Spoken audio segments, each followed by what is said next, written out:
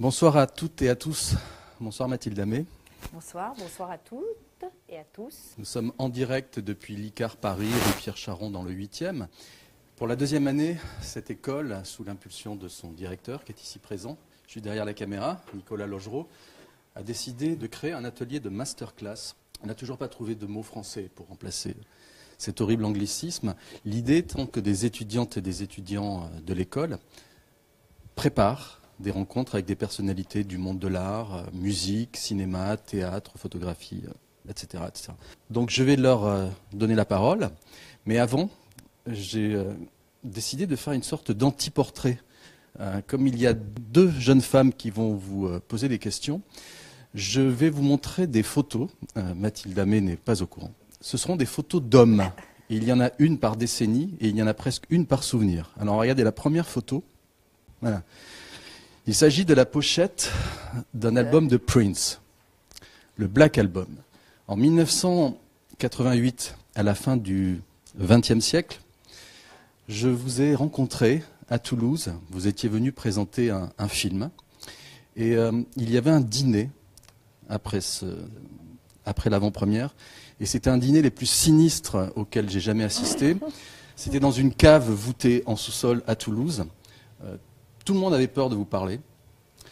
Vous, donc, vous aviez peur de parler aux gens. On se serait cru quasiment dans une réunion de la famille Adams, jusqu'au moment où je vous ai demandé, est-ce que vous avez des informations sur l'album de Prince, le Black Album? Le Black Album, c'était une époque où la musique, il fallait l'acheter. On ne pouvait pas la trouver sur Internet. Et vous avez eu un sourire, tout d'un coup, comme si tout le décorum qu'il y avait dans ce dîner, toute cette promotion qui vous pesait un peu, n'était rien par rapport à la musique de Prince. Vous avez enregistré un album quelques années après.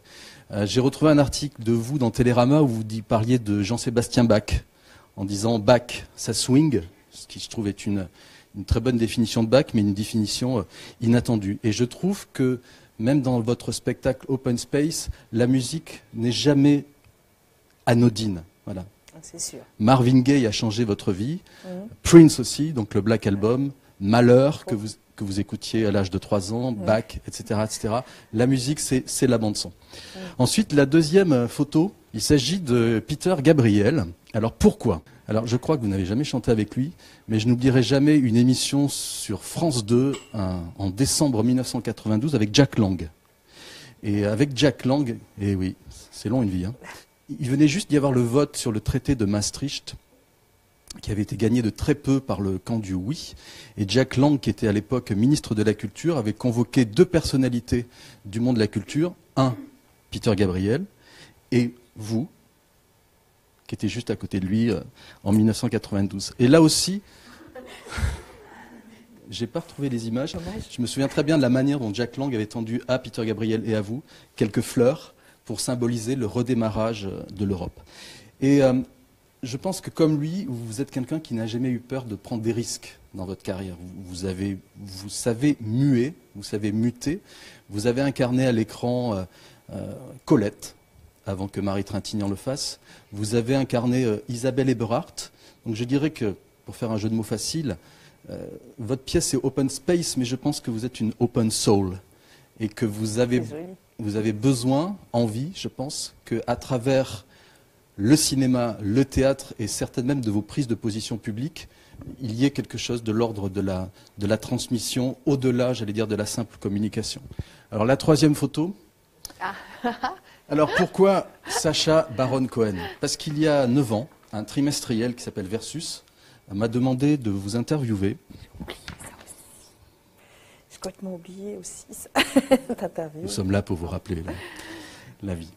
Et je vous ai demandé, quelques semaines avant, de m'envoyer la liste des 10 films qui avaient compté pour vous. Il y avait Les Lumières de la Ville de Chaplin, West Side Story, allusion à votre carrière avortée de danseuse. Je vous écoutais, je prenais des notes, j'enregistrais, et tout d'un coup, vous m'avez parlé de Borat, le film, de Sacha Baron Cohen, en disant cette phrase que je n'ai jamais oubliée, la preuve. Vous avez dit, pour moi, Borat, c'est l'incarnation de la virilité moderne. Que l'homme aujourd'hui ne devait plus être dans la conquête, mais il devait être dans une sorte de résistance à l'oppression. Vous aviez en gros beaucoup d'admiration pour ce personnage qui se fait battre dans le film, hein, qui est une sorte de poisson pilote. Et je pense que là aussi, dans vos films, cette résistance à l'oppression, aujourd'hui, c'est aussi la résistance à l'oppression dans le monde du travail. Et c'est le cas aussi dans Open Space. Et puis, on oublie, je pense, trop souvent que le rire fait partie de votre travail. Les Monty Python, ils ont compté pour vous. Et Borat également. Quatrième image. Michael Madsen, l'acteur de Reservoir Dogs. Je crois que vous avez tourné avec sa sœur, non? Oui, oui.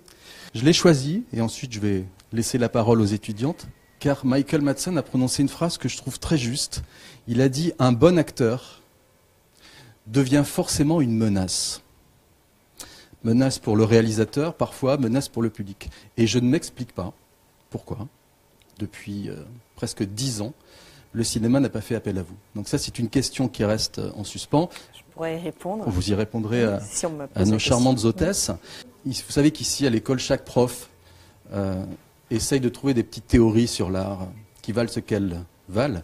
Moi, j'en ai une vous concernant, c'est la théorie des 5 premières pages Google. Il y a des artistes dont les 5 premières pages de référencement Google sont super séduisantes, et ensuite, dès la page 6, 7, 8, c'est la cata. Et vous, je vous ai googlisé. Les 5 premières pages, c'est moyen. Et à partir de la 6e, on découvre tous les à côté de votre carrière, le rapport au hip-hop, le rapport même à l'humanitaire, etc. Et dernière chose pour donner envie à ceux qui sont dans cette salle de poser des questions, nous avons reçu il y a quelques mois une chanteuse qui s'appelle Pauline Croze. Et son père était dans la salle. Personne ne le savait. Et son père est venu la voir à la fin en lui disant « Tu sais, Pauline, j'ai appris des choses sur toi. » Voilà. Bravo.